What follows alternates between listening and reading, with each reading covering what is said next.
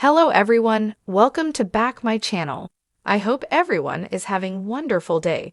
Before starting the video, please go ahead and hit the subscribe button and give this video a thumbs up. Chicago's Area 5 police districts had a special meeting on Monday, July 28, in response to community outrage over slow investigation into sexual assaults. The commander tasked with helping residents learn more about how CPD works was John Foster, who is linked to multiple cases of wrongful convictions. Survivors of police torture and their allies confronted Foster and demanded his removal from CPD Superintendent. Larry celebrated the detective work in cases where an assault perpetrator was charged, but Northwest Side residents said these cases only saw progress when hundreds of them consistently packed the 14th Police District Council meetings to support survivors and demand accountability. District councilors in attendance included Ashley Vargas, 14th, Elizabeth, 17th, Angelica Green, 25th, and Anthony, 17th. Several helped facilitate the discussion, in which constituents presented questions to CPD residents called on to make a vote of no confidence in John Foster's ability to investigate criminal assault cases. Foster has at least 66 civilian complaints listed against him and has cost taxpayers $3.4 million in settlements for misconduct.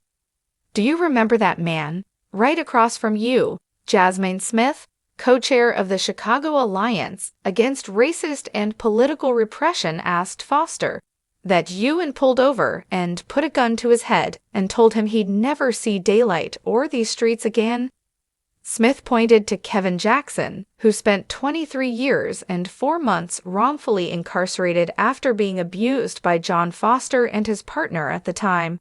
Brian and Kevin are the cause of 41 wrongful convictions, including my 2 loved ones, Lester Owens and Rico Clark, Smith continued. She is also a chair of campaign to free incarcerated survivors of torture, which fights for the freedom of hundreds of known survivors of wrongful conviction. She called on the mayor to fire Foster, and Foster's 15-minute presentation included a slide on building trust with survivors and the community, but he refused to answer most questions. How in the world could victims receive treatment when they were locked inside interrogation rooms and tortured by your members? You are also accused of torturing individuals inside police stations, and I think that is very unfair. Where is the integrity of justice? Asked Mark Clements, a survivor and organizer with the Chicago Torture Justice Center. Foster's response: I think it's very disrespectful. This meeting is about sexual assault. It's not about past behaviors or anything like that. So I think we should focus on criminal sexual assault. Residents pushed back on Foster's attempts to pit survivors of sexual assault against survivors of police torture. Many who were there for other reasons echoed the call for a vote of no confidence. Foster rushed out the back door at the close of the meeting. Outside, he was seen verbally assaulting a woman who works for CPD 17 District Councilor. Anthony remarked, I am standing here today with community members to demand justice in the wrongful conviction of Kevin Jackson. Commander John Foster played a direct role in this miscarriage of justice, and it is unacceptable.